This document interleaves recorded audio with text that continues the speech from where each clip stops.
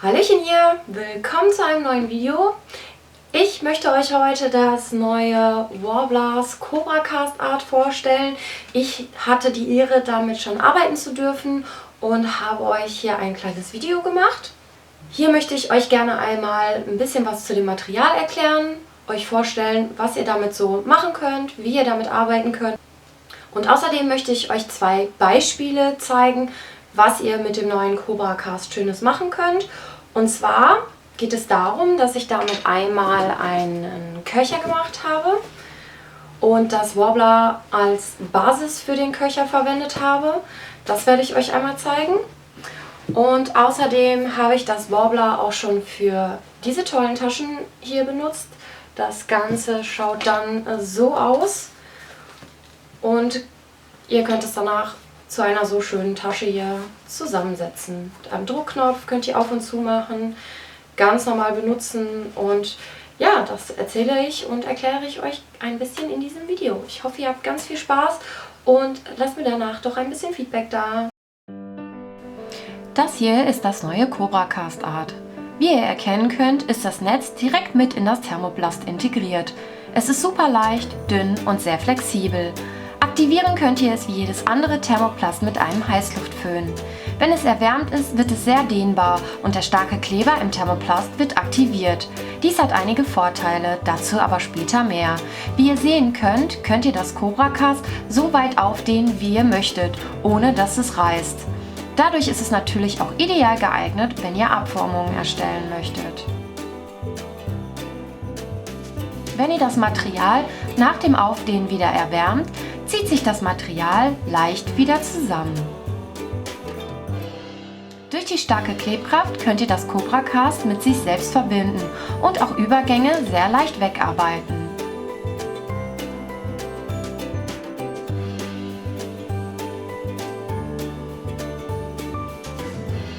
Nun kommen wir aber zum eigentlichen Köcher. Dazu habe ich mir zunächst eine Vorlage erstellt und nachher nochmal alles auf einem anderen Papier gespiegelt. Die gespiegelte Vorlage übertrage ich dann mit einem ganz normalen Kugelschreiber auf das Cobra Cast und schneide anschließend alles aus.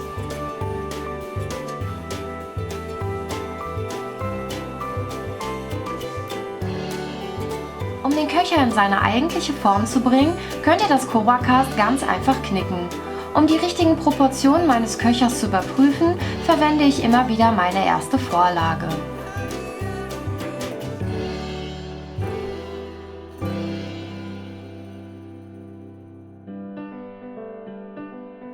Und nun möchte ich euch ein paar Möglichkeiten zeigen, wie ihr das Cobra Cast miteinander verbinden könnt. Zum einen könnt ihr das Cobra Cast ganz einfach mit der Hand nähen. Eine andere Möglichkeit wäre das Kleben, dazu aber gleich mehr. Nachdem wir den Köcher fixiert haben, möchten wir ihn unten schließen. Dazu schneide ich am unteren Ende auf beiden Seiten zwei Kerben in das Cobra Cast und klappe es danach einfach ein. Dadurch, dass das Cobra Cast so schön flexibel ist, bleibt es auch direkt in seiner Form. Diesmal verbinde ich das Material einfach mit sich selbst. Dazu erwärme ich es mit einem Heißluftföhn und klebe es anschließend zusammen. Achtet aber darauf, dass ihr das Material nur nach und nach erhitzt, damit es nicht seine eigentliche Form verliert.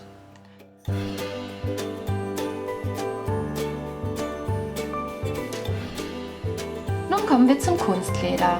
Ich möchte den Köcher aus Cobra Cast gerne mit einem Kunstleder überziehen. Dazu klappe ich die äußere Kante um und lasse am oberen und unteren Ende einige Zentimeter Kunstleder überstehen.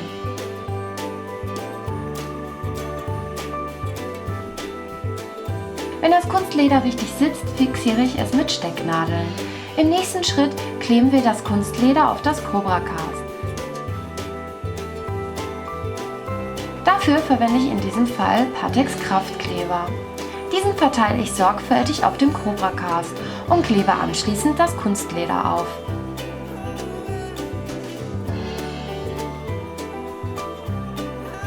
Achtet darauf, dass ihr beim Ankleben etwas Druck ausübt, damit die Materialien gut miteinander verklebt sind. Eine andere Möglichkeit, die beiden Materialien miteinander zu verbinden, besteht darin, das Cobra Cast zu erhitzen und es anschließend direkt mit dem Kunstleder zu verbinden.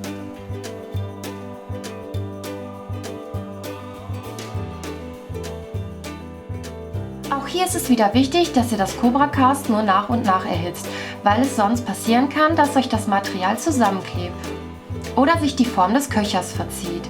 Wie ihr hier schön erkennen könnt, lässt sich das Cobra Cast sehr gut mit dem Kunstleder verbinden. Auseinander bekommt ihr es dann nur wieder mit Gewalt.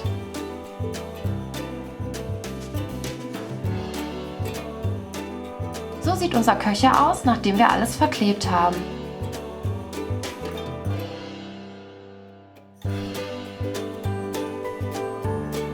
Als nächstes gehen wir dazu über, die untere Seite zu schließen. Verwende ich ganz einfach Nadel und Faden und nähe alles zusammen. So sieht das Ganze danach aus. Alternativ könnt ihr das Leder natürlich auch wieder kleben. Jetzt können wir die Stecknadeln entfernen, die unser Leder mit dem Cobra Cast zusammengehalten haben, und das Grundgerüst ist fertig. Am oberen Rand möchte ich das Kunstleder gerne einklappen. Dazu erwärme ich das Cobra Cast und klebe das Leder ganz einfach in meinen Köcher. Auch hier habt ihr natürlich wieder die Möglichkeit, Kraftkleber zu verwenden oder die beiden Materialien zusammenzunähen.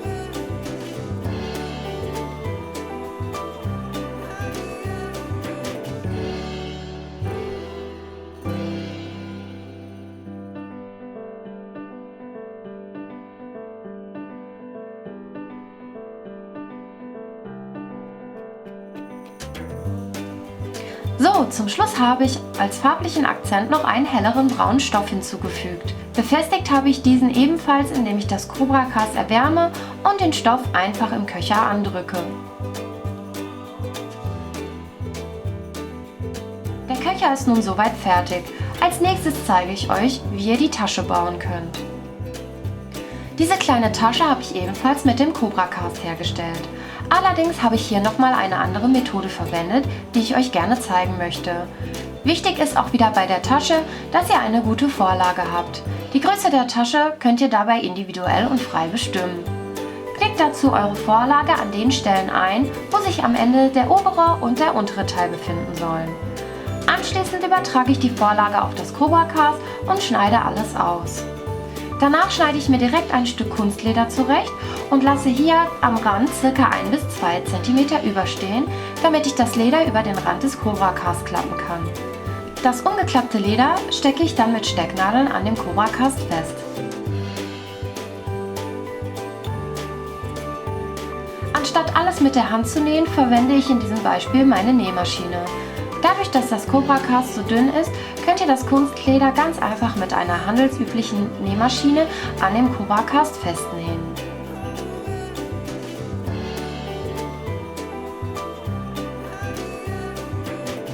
So sieht das Grundgerüst eurer Tasche nach dem Nähen aus. Jetzt verwende ich wieder meine Vorlage, um meine Knicke auf das Cobra Cast zu übertragen.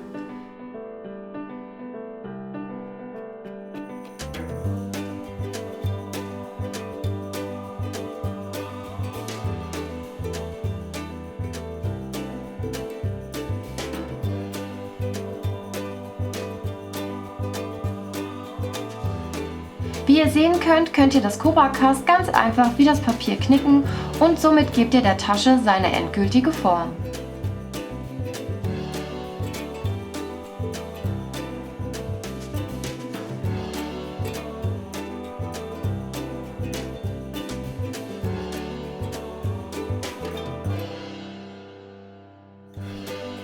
Fertig ist das Grundgerüst. Wie es danach weitergeht, erfahrt ihr aber erst in einem nächsten Video. Ja, das war's auch schon. Ich hoffe, euch hat das Video gefallen und ihr habt ein bisschen was lernen können. Wie ihr sicherlich festgestellt haben werdet, ich habe ja nur die Basis mit euch gebaut, einmal für den Köcher und einmal für die Tasche. Und bisher haben wir noch nichts mit Weathering oder Ähnlichem gemacht. Das folgt dann in einem weiteren Video, wie ich euch zeige, wie man die Tasche ein bisschen weathert und ein bisschen aufschönt. Aber wie gesagt, dazu mehr. Und ansonsten, wenn ihr mehr über die Warblers Produkte aus dem Hause Cast For Art erfahren wollt, verlinke ich euch gerne den Link zu meiner PDF unten in der Infobox. Ich habe dazu ein kleines PDF-Buch verfasst, wo ihr quasi alle nötigen Basisinformationen bekommt, die ihr über die Produkte wissen müsst. Wie kann ich damit arbeiten? Was muss ich beachten? Welches Produkt benutze ich für was? Und ja, ja, schaut gerne mal rein. Ansonsten sehen wir uns dann beim nächsten Video. Bis bald!